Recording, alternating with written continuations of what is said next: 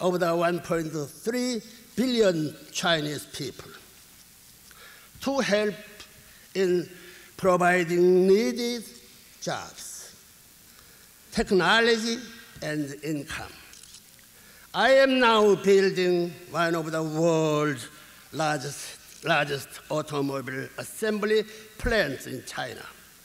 This is another aspect of our efforts for world peace.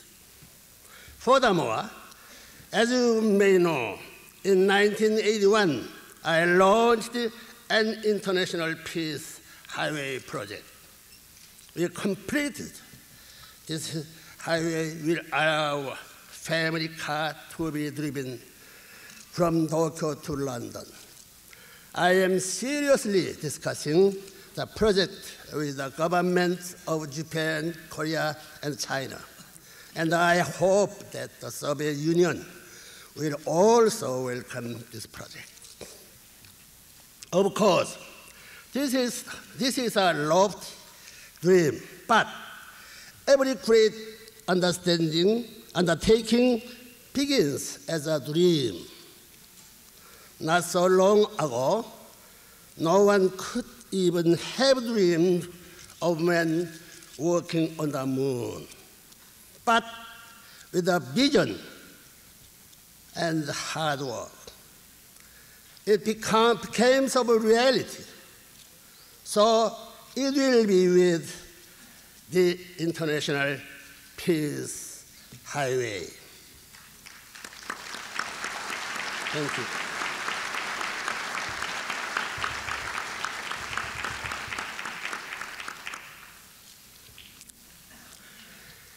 At this point, having shared with you my tremendous feelings of hope and optimism for the future, I feel that must also address what I consider to be dangerous tendency by some people to celebrate prematurely the coming of peace. Although the Berlin Wall has fallen, tremendous difficulties remain in both camps.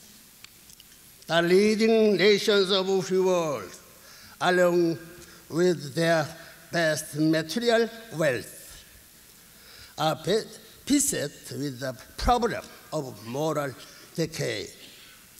They have fallen victim to a pervasive materialism, and freedom is often abused.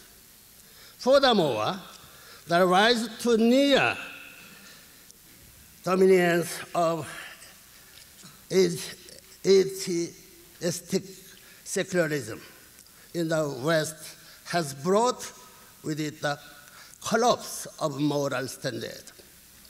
As a result, Western society is afflicted with serious social ills. Among them, the break of families, an epidemic of drug abuse, an increase in sexual crimes and disease, and widespread governmental corruption. To put the matter simply, the current problems of both East and West are ultimately coming from the same source. The confusion of values. Communism has failed because Marxist value system has proven to be false. It is no secret that I have been ardently opposed to communism throughout my life. I have been so because I know that the militant denial of God, and I believe that progress occurs through conflict can never lead to success in building a good society. Through my own life experience, I have come to know of the certainty that God is real, And the most important thing in life is true love. Human progress can come about only what God is cherished, and love is given the highest value. Clearly, neither communism nor the free world is presently equipped to lead mankind toward the peaceful 21st century. What we urgently need at the outset of this new decade is a true value system to fill the vacuum created by collapse of value in both the free and communist world. That new value system must be based on the ideology of Godism, a worldview centered on God. Throughout my entire life, I have been working with numbers of all religions and denominations to advance the understanding of this God-centered worldview. In this way, it has been possible to create numerous broad-based academic and religious organizations dedicated to the search for absolute values and the establishment of true peace. I have also established news media organizations as well as institutions of art and education. This entire worldwide foundation has been prepared to assist persons such as yourselves in your efforts to attain true world peace. True world peace cannot be achieved without a clear value system shared by all. When values are clarified, humankind will no longer be in darkness. Godism allows each individual to clearly see the meaning and value of his life. Each person is then motivated to seek his own spiritual well-being by living responsibly and saving his fellow man. This is the ultimate solution to world suffering. In other words, what our world needs today to save itself is a spectacular spiritual awakening.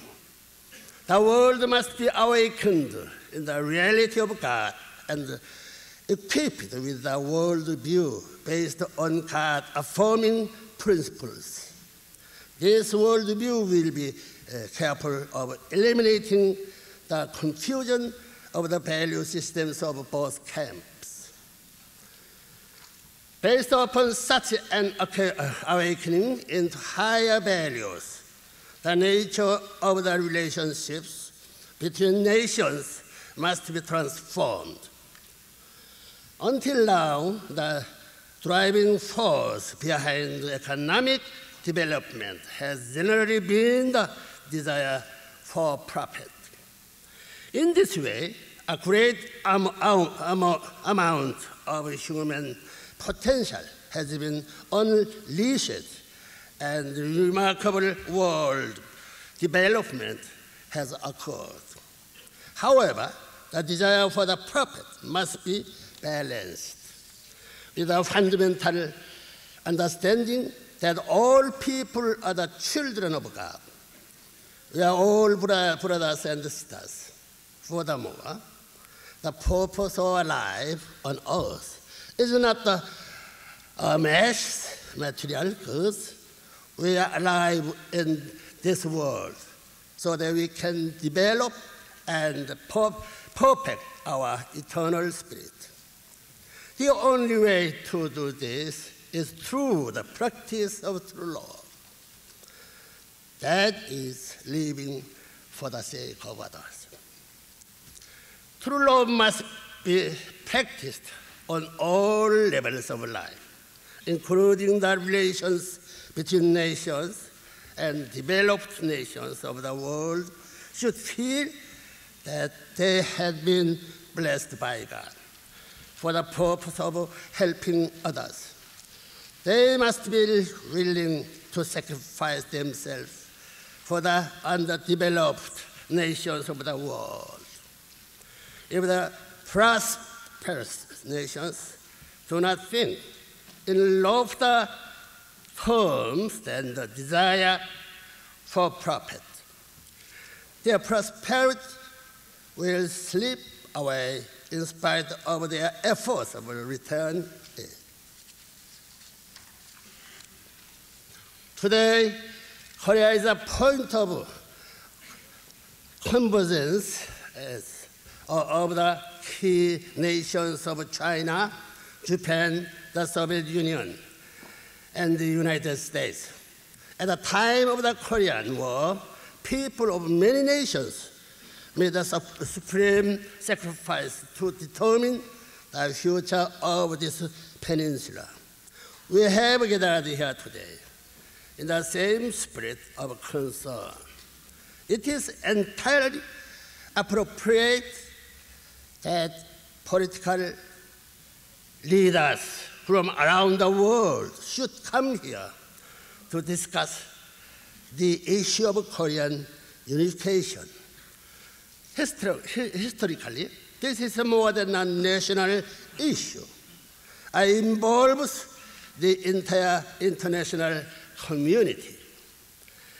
I would like to suggest a few guidelines which I hope you will consider in your discussions about the unification of Korea. With regard to North Korea, there are several prerequisites to the progress of reunification. First, North Korea must abandon its plan for the military conquest of the South. Second, we must put an end to their extreme isolation and open their society to the world community of nations. Third, they must carry out their own version of glasnost, thereby giving their people the most important freedom, the freedom of worship as they desire. And they must put a stop to the deification of their leader. Only then will North Korea be ready to undertake effective economic reforms.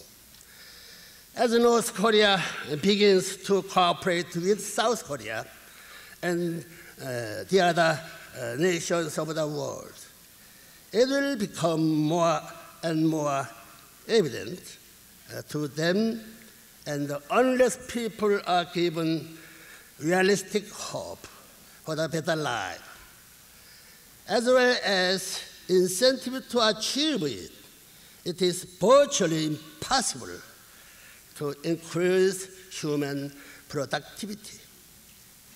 I want to emphasize, however, that there must also be change in South Korea. South Korea has been experiencing an unprecedented wave of prosperity. This prosperity must be seen for that it is the blessing of God, and it must be shared with others.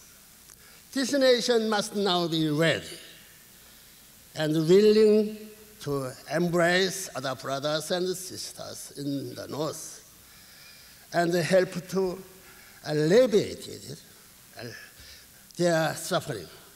In the same way, the free world must now totally support the initiative toward freedom, which have been made in Eastern Europe, the Soviet Union, and China. The Bible tells the story of two brothers, Jacob and Esau. Though they were both destined to play an important part in the providence of God, there was great conflict between them. Jacob was blessed by his father, but only father after trickery. When Esau learned of this, he wanted to kill Jacob, and Jacob had to flee.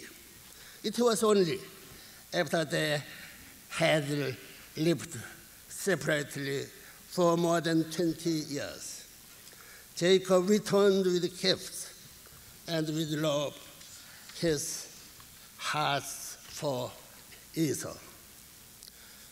When the two brothers met after this long period of separation, Jacob approached Esau and said, "When I look at you, I see the face of God." They forgave each other and embraced in tears. Esau no longer wanted to kill Jacob, but to live with him, share with him, and learn from him. Today, the free world stands in the position of Jacob. The communist world stands in the position of Esau. Many communist nations, such as Cuba and North Korea, have been taught that, like Jacob, the free world has stolen the blessing from them, like Jacob. In the past, they have wanted to destroy the nations of the free world, like Jacob. For many years, the free world has wisely stayed militarily strong and avoided falling into a position where the communist world could destroy her. However, I believe that now the time has come for the free world to be reconciled with the communist world. When we see our brothers and sisters who have been suffering for many years in the communist system, we must see in them the face of God. We must support them, comfort them, fill them with confidence, and allow them to enter the world community of democratic nations.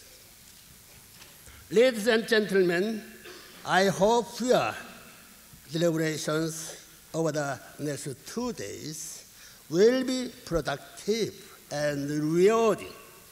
I am certain that because of such efforts as these, Korea will be one unified nation well before the end of this decade. On behalf of 60 million Korean people of both the North and South, I want to express my gratitude that you have come. I hope that your effort will be fruitful. God bless you. Thank you very much.